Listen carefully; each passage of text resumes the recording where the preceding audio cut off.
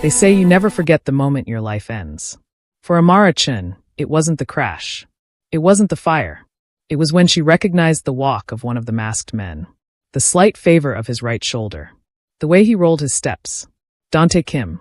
Her fiancé. The boy she was supposed to marry tomorrow. 12 hours ago, she was a gang princess in love.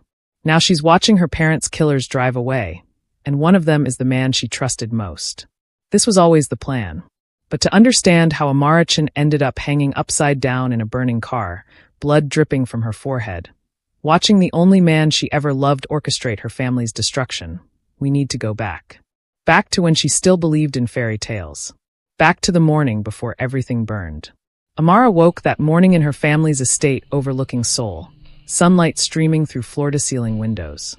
At 18, she carried her mother's Nigerian heritage in her rich brown skin and her father's Korean features in the sharp intelligence of her eyes. Her dark, coily hair framed her face as she stretched, already feeling the nervous energy of the day ahead. Tonight was her engagement party. Tomorrow, she would officially unite two of Seoul's most powerful criminal families. Her mother, Linda Chun, was already awake, arranging flowers in the main hall.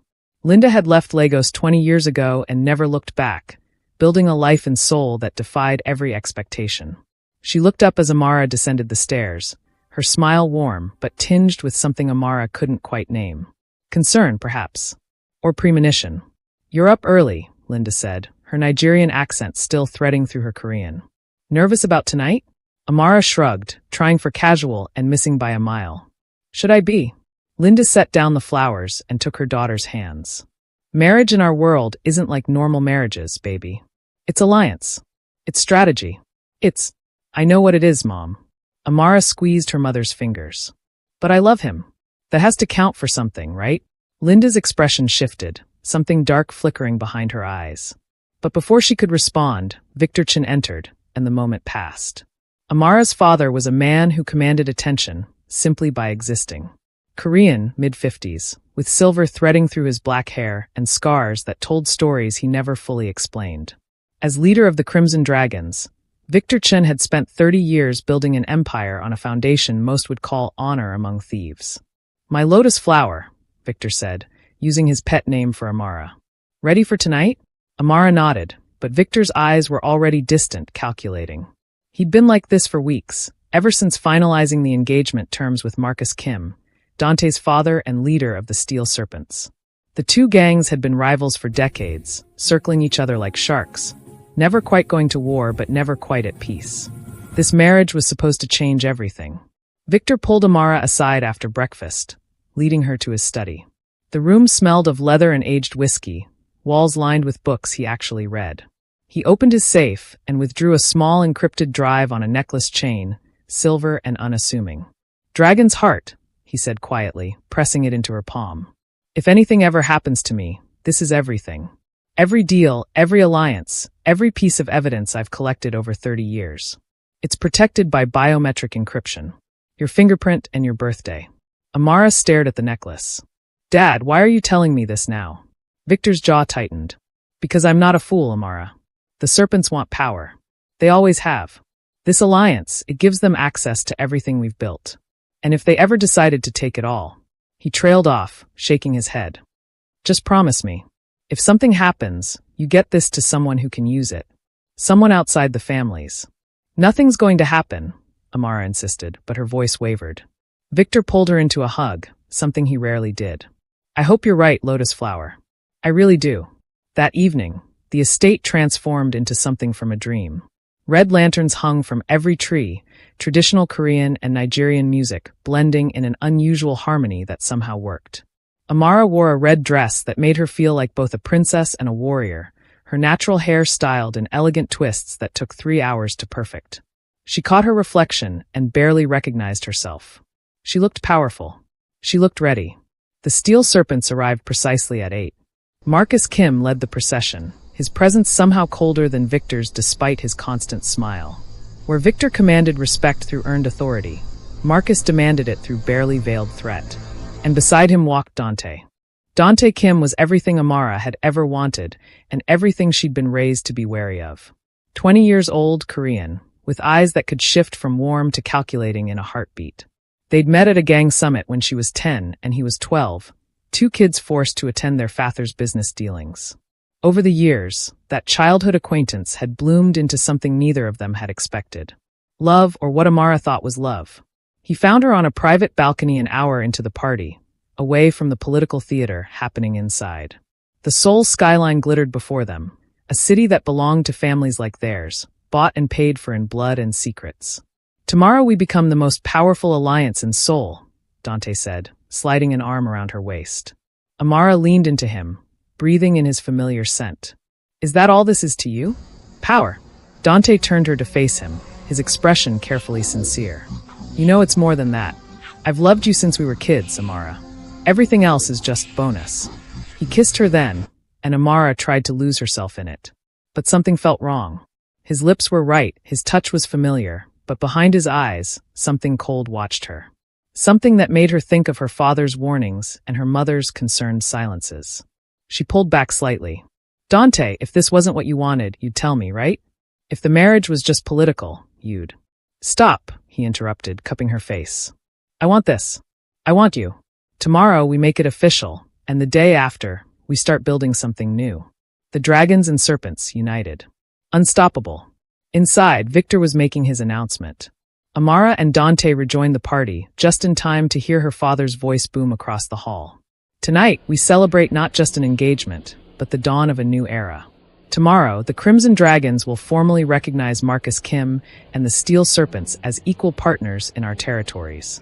We transfer leadership of the Eastern District, our shipping operations, and full access to our supply chains." The room erupted in applause, but Amara noticed the looks exchanged between Serpent members. Hungry looks. Victorious looks. Like wolves who'd just been invited into the henhouse. Marcus Kim stepped forward, raising his glass. "Victor Chen is a man of honor. Tomorrow's ceremony won't just be a transfer of territory. It will be a testament to trust. The Chens have agreed to attend our headquarters for the official signing, bringing their entire family. Your blessing means everything to us." Victor nodded, but Amara saw his hand tighten around his glass. She knew that gesture. Her father was afraid. The party continued late into the night, but Amara found herself watching the serpents more than celebrating. The way they moved through her home like they already owned it. The way Dante's father kept glancing at Victor with something that wasn't quite respect. The way Dante himself seemed to be performing affection rather than feeling it. By the time the last guests departed, Amara's unease had solidified into genuine dread. She found her father in his study, staring at an old photograph of the family. "Dad!"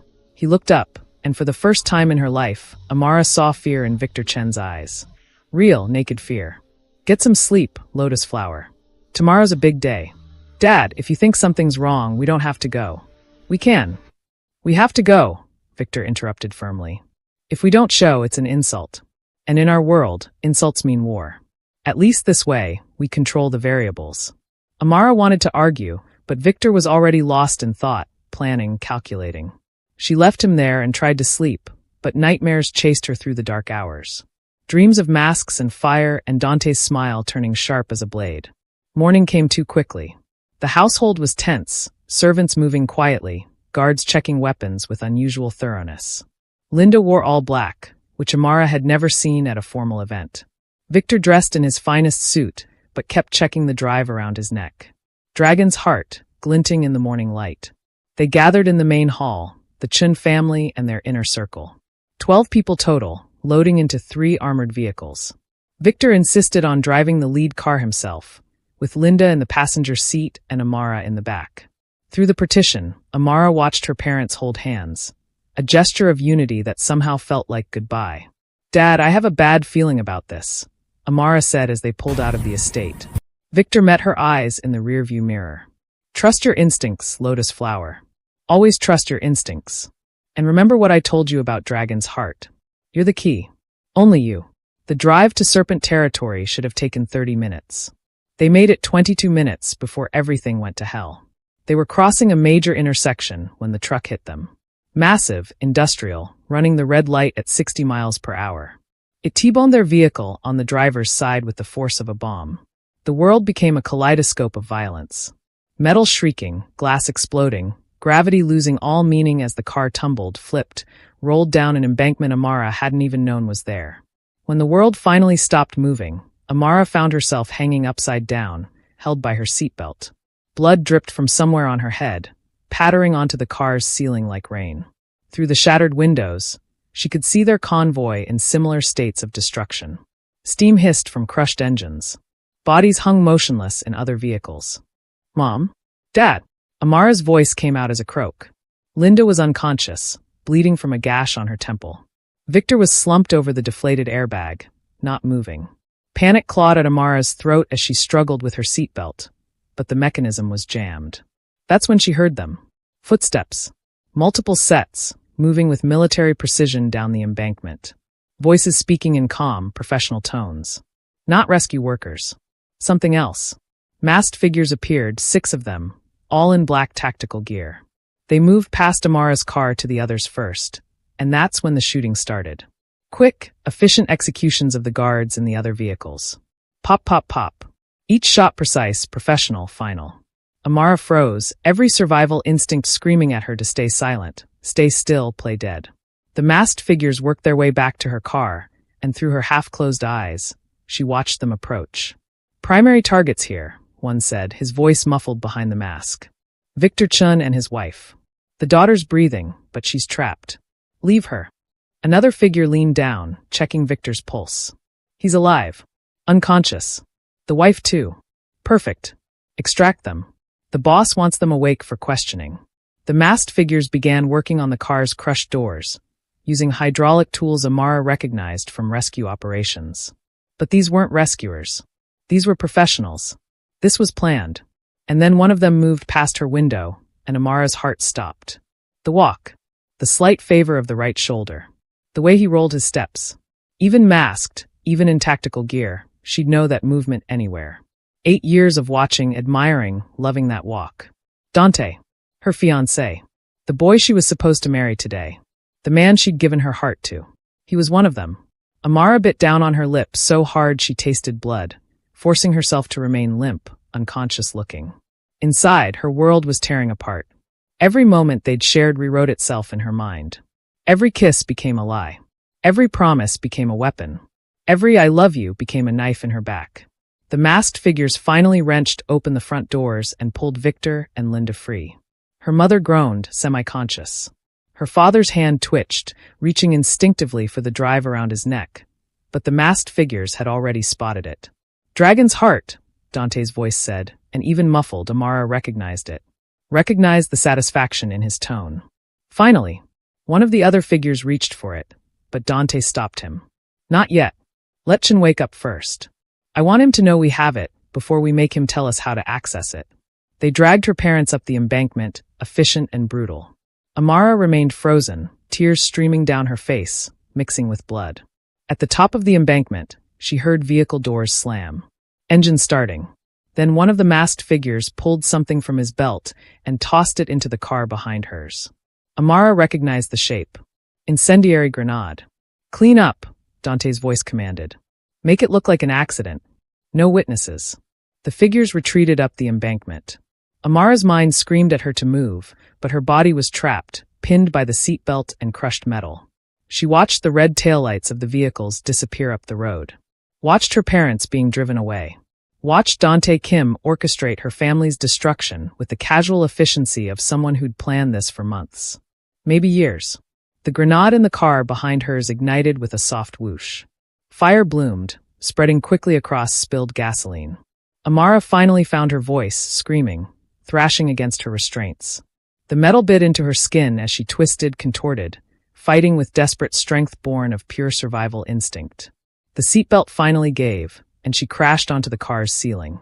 Pain exploded through her shoulder, but she didn't stop. Couldn't stop. She crawled through the shattered window, cutting her hands on glass, leaving trails of blood as she dragged herself free. Behind her, the fire reached her family's car. The heat was intense, pushing her forward as she stumbled up the embankment. She made it maybe 20 feet before the explosion hit, a massive wave of force that threw her face first into the dirt. Amara lay there, ears ringing, body screaming, watching the funeral pyre of her old life burn against the morning sky. In the distance, sirens finally began to wail. Too late. Always too late. She pushed herself up on shaking arms and saw it. The necklace. Dragon's heart. It must have been torn from her father's neck during the extraction, lost in the chaos. It lay in the dirt 3 feet away, glinting in the firelight. Amara crawled to it, closed her fist around it, and felt something inside her shift. Transform. The girl who believed in love and honor died in that moment. What rose from the ashes was something colder. Harder. More dangerous. She had nothing left but this drive and the truth it contained. Her parents were gone, taken by the boy she'd loved. Her family was destroyed. Her home was burning. But she was alive. And Dante Kim had made his first and final mistake. He'd left her breathing. If you're hooked on Amara's story of betrayal and survival, hit that subscribe button now. This tale of revenge is just beginning, and trust me, you won't want to miss what happens next. The emergency responders arrived to find Amara Chen stumbling along the roadside, covered in blood and ash, mumbling incoherently. They assumed she was in shock from the accident. They had no idea she was already planning her next move. At the hospital, police officers tried to question her, but she gave them nothing. Just tears and trembling and the perfect performance of a traumatized girl. Miss Chen, can you tell us what happened? Amara stared at the officer with wide, vacant eyes. The truck. It came out of nowhere. My parents. Where are my parents? We're still searching the scene, the officer said gently, which was a lie. There were no bodies to find, and they both knew it. A nurse interrupted, insisting Amara needed rest.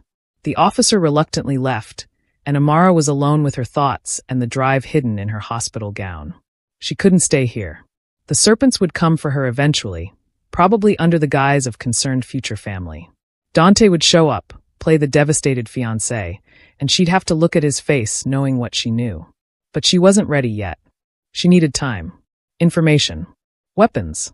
That evening, a doctor appeared with an unusual offer. Miss Chen, given the circumstances and the complexity of your family situation, we've arranged for your care to be transferred to a private facility. For your safety. Amara's survival instincts screamed danger, but what choice did she have? She was checked out of the hospital after dark and loaded into a black sedan with tinted windows. The driver said nothing, and Amara didn't ask. She watched the streets of Seoul pass by, trying to mark their route, but her head throbbed and her vision kept blurring. They drove for 40 minutes, finally arriving at a mansion she recognized. Her blood ran cold. Steel Serpent headquarters. The house where Dante lived with his father. The driver opened her door. Mr. Kim is eager to see you. He's been terribly worried. Of course he has, Amara thought. She let them help her inside, playing weak, playing vulnerable. The mansion was exactly as she remembered from the few times she'd visited. Expensive. Sterile. More showpiece than home. A woman in nurse's scrubs led her upstairs to a bedroom. Mr. Kim thought you'd be more comfortable recovering here, surrounded by family. He's arranged for everything you might need. Family. The word made Amara want to vomit. Where is he? She asked quietly. Dante is out with his father, handling the investigation. But he'll return soon. He's been devastated by what happened, poor boy. Poor boy. Poor boy who orchestrated a massacre. The nurse left her alone, and Amara immediately checked the room. Luxurious. Prison. The windows were 5th floor, no easy escape.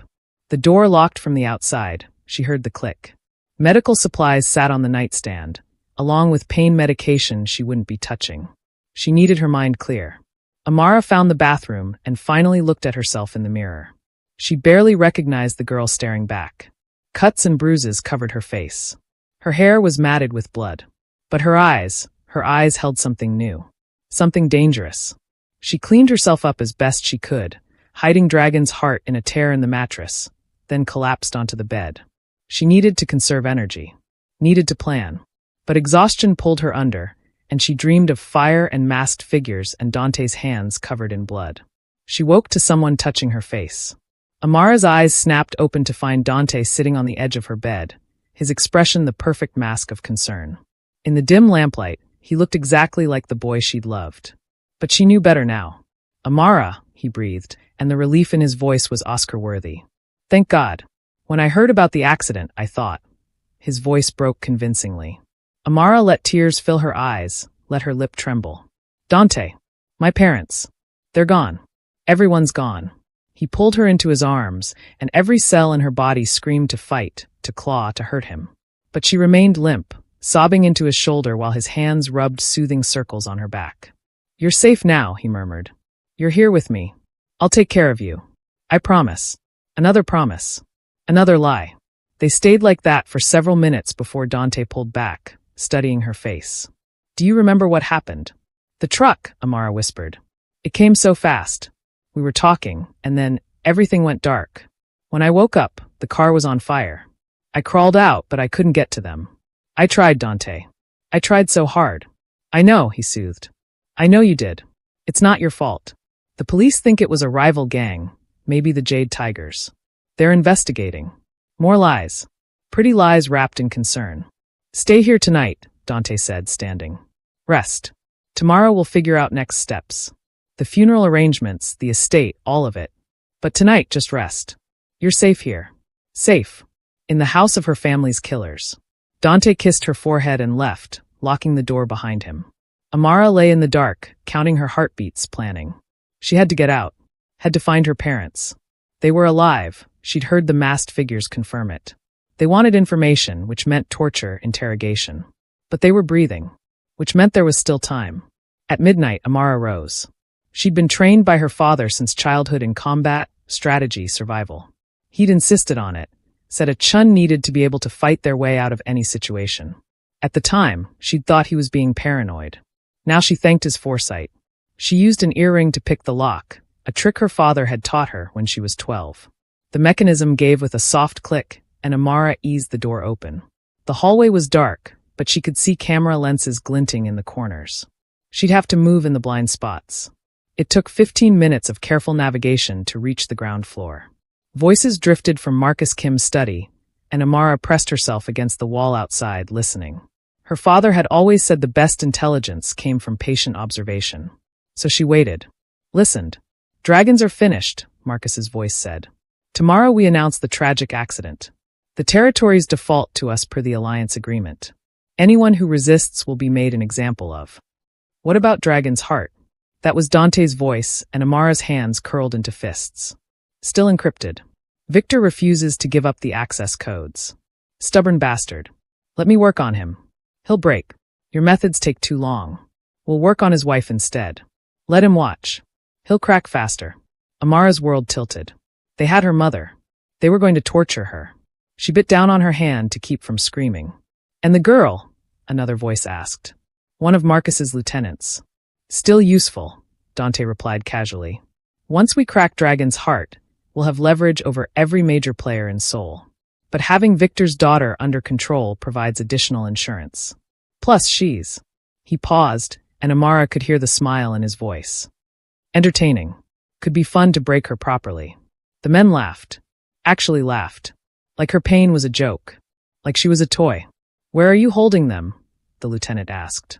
"Busan facility," Marcus replied. "The old shipping warehouse we use for high-value prisoners.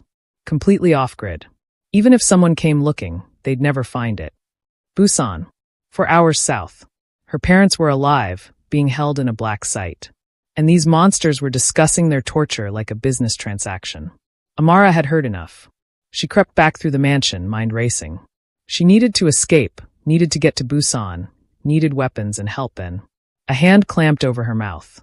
Amara's training kicked in instantly. She drove her elbow back, twisted, broke free, and spun to face her attacker. Her fist was drawn back to strike when she recognized the face. One of the house servants. An older woman who'd always been kind to her during visits. "Quietly," the woman hissed. "I'm on your side." Amara stared, breathing hard. "What?" "I worked for your father before Marcus bought my contract. I've been waiting for a chance to help. Tonight's that chance." She pressed something into Amara's hand. "Keys. Service entrance. Black sedan in the back lot. It's fueled and ready. Why are you helping me?" The woman's eyes were hard. "Because the serpents are monsters, and your father was a better master than Marcus will ever be. Go. Save your parents. End this." Amara wanted to ask more, but footsteps echoed from somewhere above. She squeezed the woman's hand in thanks and ran. The service entrance led to a storage area. Amara grabbed what she could, a jacket, boots that fit, a kitchen knife she tucked into her waistband. The back lot was dark, and the sedan was exactly where the woman said it would be. Amara was reaching for the driver's door when she saw it. The transport truck. Parked in the corner of the lot, massive and nondescript except for one detail. Busan Facility was stenciled on the side in small letters. Her mind raced. They'd driven her parents somewhere, but this truck. She moved closer and noticed something that made her blood run cold. The back wasn't empty. She could hear sounds. Soft crying. Shuffling. Amara picked the lock on the back doors and pulled them open. Inside, illuminated by the interior light, were crates. Large crates with air holes. And from those crates came the sounds of human misery. She opened the nearest crate and looked into the terrified eyes of a teenage girl. Korean. Maybe 16. Drugged but conscious enough to whimper. Amara checked the other crates. More girls. At least a dozen. All drugged, all terrified. And she understood. This was why the dragons had to fall. Her father had drawn lines. No human trafficking. No exploitation of the helpless. It was one of his few moral absolutes. The serpents had no such qualms. These girls were cargo. Products. And Amara had just discovered the serpent's side business. Rage filled her. White-hot and consuming. She wanted to free them all right now, but alarms would sound. The serpents would come. She needed help. She needed someone outside the families. Someone with authority. Someone who'd actually care about a truck full of trafficking victims. Amara climbed into the cab of the truck and found the manifest. Next delivery, midnight. She checked her phone, 11:47 p.m. 13 minutes. She made a decision that would change everything. She hid inside the truck with the girls, closing the crates carefully, climbing into an empty one herself. If this truck was leaving, she was going with it. And when it stopped, she'd find a way to save these girls and get one step closer to her parents. The truck rumbled to life at 11:58. Amara felt it lurch forward, heard the compound gates open. They drove for what felt like hours, and she used the time to work on the crate latch from the inside, jimmying it so she could open it from within. Finally, the truck stopped. Voices outside. Men. Rough. Transactional. Merchandise is secure. 14 units. 10 Korean, 3 Chinese, 1 Japanese. Quality. Premium. Ages 14 to 17. Undamaged. They were discussing children like livestock. Amara's hands shook with rage as she waited. The back doors opened. Footsteps approached the crates. And then, suddenly, everything went to hell. Sirens. Shouts. Gunfire. Police. Hands up. This is a raid. The men outside scattered. More gunfire. Someone screamed. The back of the truck became a chaotic war zone, and Amara burst from her crate, ready to fight or flee or both. A figure appeared at the back of the truck. Not a serpent. Someone else. A woman in a police jacket, gun drawn, eyes wide with shock. "Are you one of the victims?" the detective asked. Amara looked at this stranger, this unexpected salvation, and made a split-second decision. "No, but I know who's responsible." More serpents arrived, trying to retake their merchandise. The detective turned to engage them, but she was outnumbered. Amara spotted a gun on one of the fallen traffickers and grabbed it. Her father's training came back like muscle memory. Stance. Aim. Breathe. Shoot. She dropped 2 serpents before they even knew she was armed. The detective stared at her in shock, but there was no time for questions. They fought side by side, the detective providing professional cover, while Amara moved with lethal grace, taking down serpents with cold efficiency. When the smoke cleared, 7 serpents lay dead or wounded. The girls were safe. And Amara Chen stood in the middle of a massacre she'd helped create, gun still smoking in her hand. The detective approached slowly. "Who the hell are you?" "Amara Chen. Victor Chen's daughter." Recognition flashed across the detective's face. "The girl from the accident. You're supposed to be dead." "They wish I was." Amara lowered her weapon. "Those girls need medical attention. And I need your help." The detective studied her for a long moment, taking in the bruises, the exhaustion, the desperate determination in this 18-year-old girl who'd just killed multiple armed traffickers without hesitation. "Detective Jae Park," she finally said. "And I think we need to have a very long conversation. Comment below if you think Amara can actually save her parents. The odds are stacked against her, but as you're about to see, this black Mafia heiress is just getting started. And what comes next?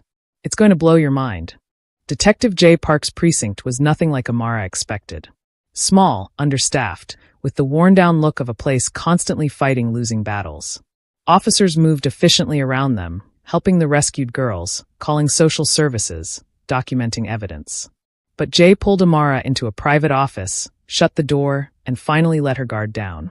Victor Chen's daughter, Jae said, leaning against her desk. The accident was 2 days ago. The news said no survivors. That's what the Steel Serpents wanted everyone to think. Amara's voice was flat, emotionless. She'd cried enough. Now was the time for cold calculation. They orchestrated the crash. Took my parents alive. And they're holding them in a facility in Busan. Jae's expression shifted from skepticism to careful attention. You have proof. I heard them talking. Marcus Kim and his son Dante. My fiancé. The word tasted like poison. They want something called Dragon's Heart. An encrypted drive with evidence my father collected over 30 years. Every crime, every deal, every dirty cop and politician in Seoul. It's leverage. Insurance. And the Serpents want it to blackmail every gang in the city into submission. Where's this drive now? Amara met Jae's eyes. Safe. But only I can access it. Biometric encryption. My fingerprint and birthday. Jae absorbed this information, her detective's mind clearly working through implications.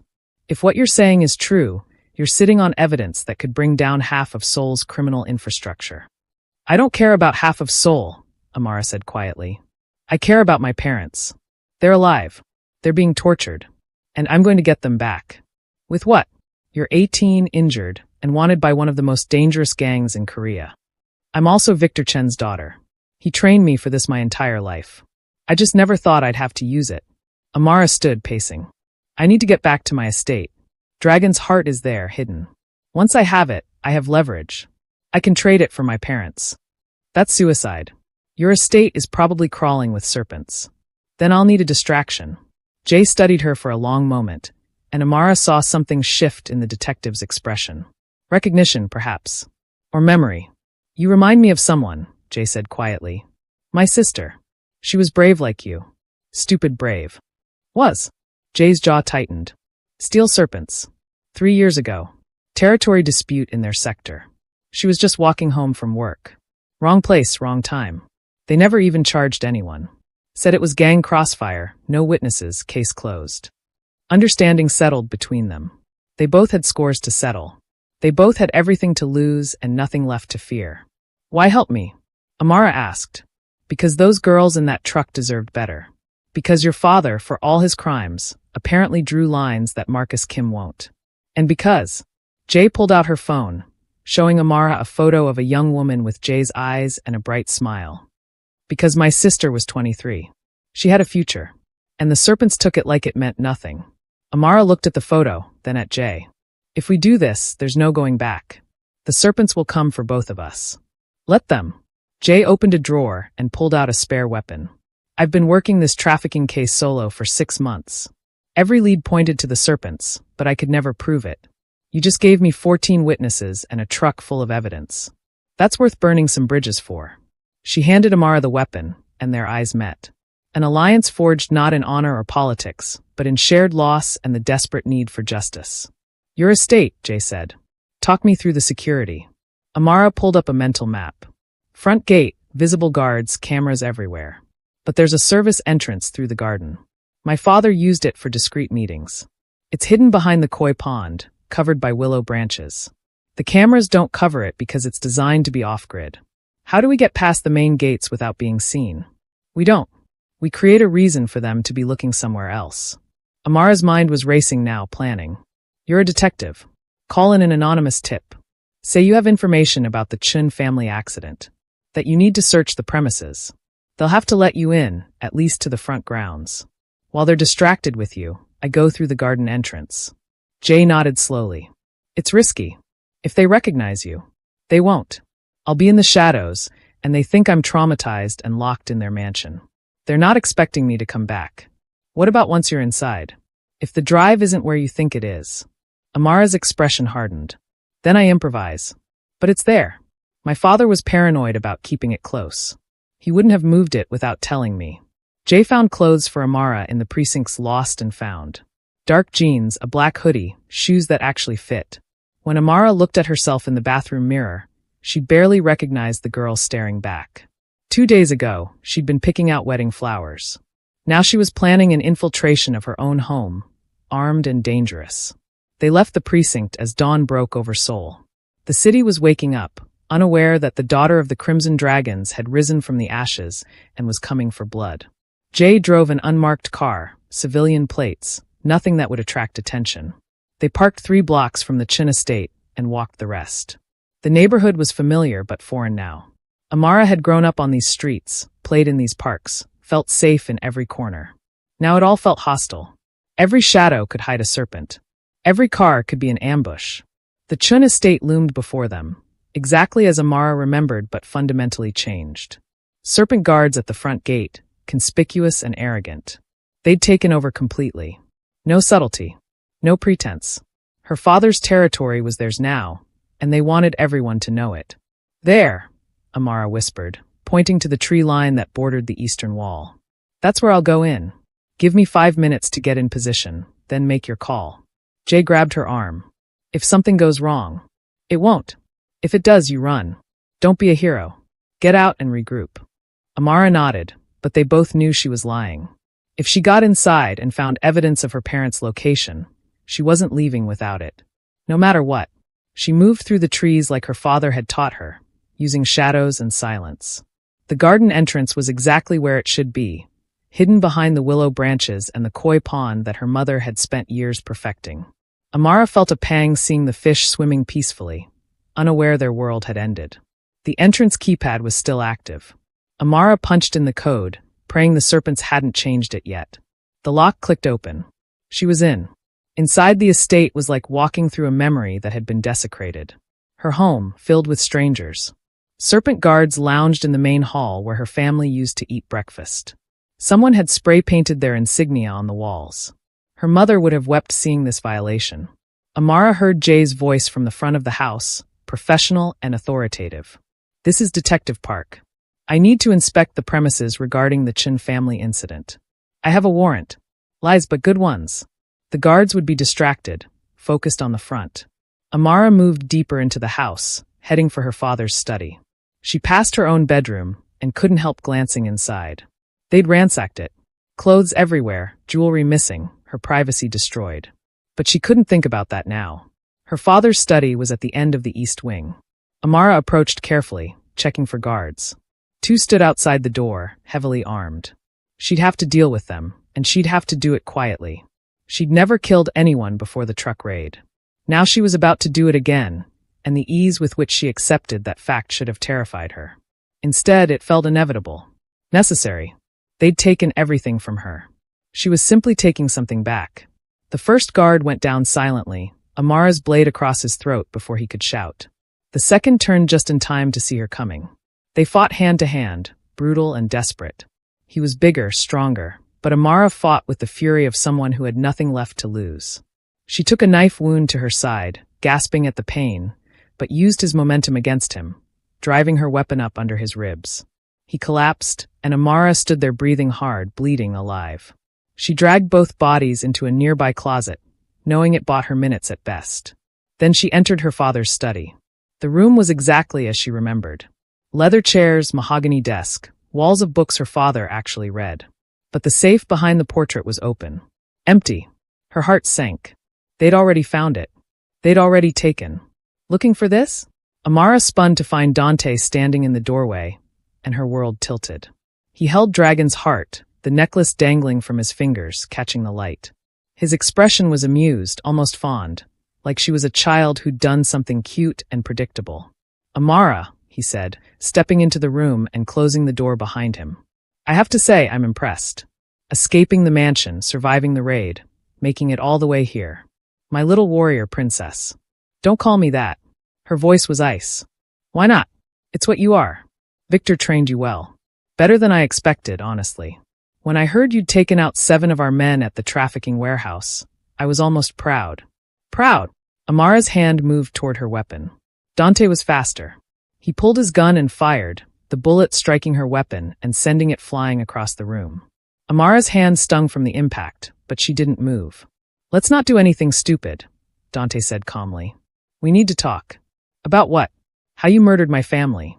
How you destroyed everything I loved. Murdered? Please. Your parents are alive. Uncomfortable, yes, but breathing. Your father's proving surprisingly resilient to interrogation. I almost admire it. Dante moved closer, and Amara fought every instinct to attack. She was unarmed now, injured, and he had the advantage. We could have ruled together, you know. You, me, the combined power of the dragons and serpents. We could have owned Seoul. I don't want to own Seoul. I want my parents back. They gave us the code, Dante said, holding up the drive. Eventually, your mother broke first. Couldn't stand watching Victor take the punishment meant for her. Very touching, really. So now we have Dragon's heart, we have the codes, and we have Seoul by the throat. Then why do you need me? Dante's smile was sharp. Because you're leverage. Because having Victor Chen's daughter under my control sends a message. Because he reached out to touch her face, and Amara jerked back. His expression darkened. Because I invested 8 years in you, Amara. 8 years of playing the loving boyfriend. 8 years of pretending I gave a damn about your feelings. I earned the payoff. The mask was fully off now. This was the real Dante Kim. Cold, calculating, cruel. The boy she'd loved had never existed. He was always just a weapon aimed at her family's heart. You're a monster, Amara said quietly. I'm practical. Your father built his empire on outdated notions of honor and lines that shouldn't be crossed. My father understood that real power has no limits. No conscience. The trafficking, the drugs, the blackmail, all of it is just business. And now it's our business. The serpent's business. Over my dead body. If necessary. Dante shrugged. But I'd rather you cooperate. You could still be useful. Beautiful, connected Victor Chen's daughter. Properly broken, you'd be a perfect asset. Amara's mind raced. She was trapped, weaponless, facing the man who'd orchestrated her family's destruction. But she wasn't helpless. Her father had taught her that the most dangerous weapon was the one your enemy didn't see coming. You want me to cooperate? She asked, letting her voice waver. After everything you've done? I want you to be smart. Your parents are alive. For now. Cooperate, and they stay that way. Maybe even get released eventually, once we've secured control. Fight me, and I make sure you watch them die slowly. Your choice. He was lying. Amara could see it in his eyes. Her parents were dead no matter what she chose. But he didn't know that she knew. Didn't know she'd overheard his conversation with Marcus. Didn't know she understood exactly what the serpents planned for the Chen family. Which meant she had one advantage. He thought he'd won. The drive, Amara said, nodding toward Dragon's heart. That's not the real one. Dante's expression flickered. What? My father was paranoid. He kept decoys. 3 of them. That one in your hand. It's encrypted, yes. It even has files. But not the real files. Not the ones that matter. You're lying. Am I? Try to access it. Use the codes my parents gave you. See what you find. Doubt crept across Dante's face. He pulled out a laptop from the desk, plugged in the drive, entered codes. Waited. Files appeared, and he started opening them. Generic records. Nothing explosive. Nothing worth torturing anyone over. Where's the real one? Dante demanded. Safe. Somewhere you'll never find it. Amara took a step forward. But I can get it. I'm the only one who can. My father made sure of that. Biometric lock. My fingerprint, my birthday, my voice print. Without me, that drive is useless. Then I'll make you get it. You can try. Torture me like you did my parents. But biometric locks need living, conscious, willing cooperation. Stress triggers failsafes. Hurt me too much, and the drive destroys itself. My father was very thorough. More lies, but good ones. Dante was calculating now, weighing options. He needed her alive and cooperative. Which meant he couldn't just kill her. Which meant she had leverage. Here's my offer, Amara said, voice steady despite the terror screaming through her veins. I'll get you Dragon's heart. The real one. In exchange, you release my parents. Unharmed. We make the trade, and then you never see any of us again. We disappear. You get Seoul. We get our lives. And I'm supposed to trust you? Do you have a choice? Without that drive, you have nothing. Every gang in Seoul will turn on you once they realize you can't deliver the blackmail you promised. My father's allies will rally. The other families will smell weakness. And the serpents will fall just like the dragons did.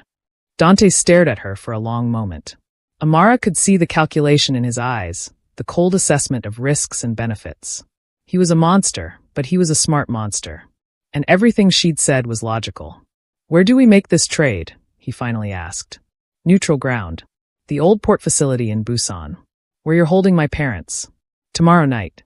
I bring Dragon's Heart. You bring them. We make the swap, and everyone walks away. And if you're lying about the drive, then you kill us all.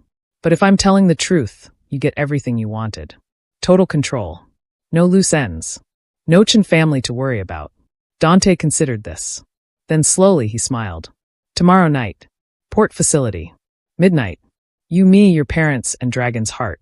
But Amara? He moved closer, gripping her chin, forcing her to meet his eyes. If you try anything clever, if you bring cops or allies or any kind of backup, I will make your parents' deaths last for days. Understand? I understand. Good. He released her, stepping back. Now get out. You have 24 hours to produce Dragon's Heart. I suggest you don't waste them. Amara backed toward the door, never taking her eyes off him. Every instinct screamed this was a trap, but she had no other options. She needed to buy time. Needed to plan. Needed to find a way to turn this disaster into something she could survive. She reached the door, and Dante called out. Amara, one more thing. I really did love you. At first. Before I knew what you were worth. For about 6 months when we were 15, I actually meant it. Just thought you should know. The words were meant to hurt, and they did. But Amara didn't let it show. She just looked at him, this stranger wearing the face of her first love, and felt nothing but cold determination. That makes it worse, she said quietly. You knew what love felt like, and you chose this anyway. She walked out, leaving him standing in her father's study, surrounded by the ruins of everything her family had built. Behind her, she heard glass shatter. Dante throwing something in frustration, maybe. Or celebration. She didn't care which. Amara made it through the house, past the guards still distracted by Jay's presence at the front. She slipped back through the garden entrance, bleeding from her side wound, exhausted, traumatized, but carrying something more valuable than Dragon's Heart. Information. A timeline. A plan forming in her mind. She had 24 hours before Dante realized she'd played him. 24 hours before he discovered the drive he held was worthless. 24 hours to do the impossible. Rescue her parents from a fortified facility 4 hours away. Outnumbered. Outgunned. With nothing but rage and determination keeping her standing. Her father was being tortured. Her mother was breaking. And the boy she'd loved was the architect of their destruction. Tomorrow night, Dante expected her to arrive with Dragon's Heart and surrender everything. Instead, he was going to learn what happens when you back a dragon into a corner. If you want to see how Amara pulls off the most dangerous rescue mission of her life, you need to watch part 2. Will she save her parents? Will Dante discover her deception before she can strike? And what sacrifice will she have to make to win this war? Comment below if you think she can actually pull this off, then smash that subscribe button because part 2 drops soon, and trust me, you do not want to miss the carnage that's coming. Hit the notification bell so you're first to know when the Black Mafia Heiress returns to finish what the Serpents started. Part 2 is going to be insane.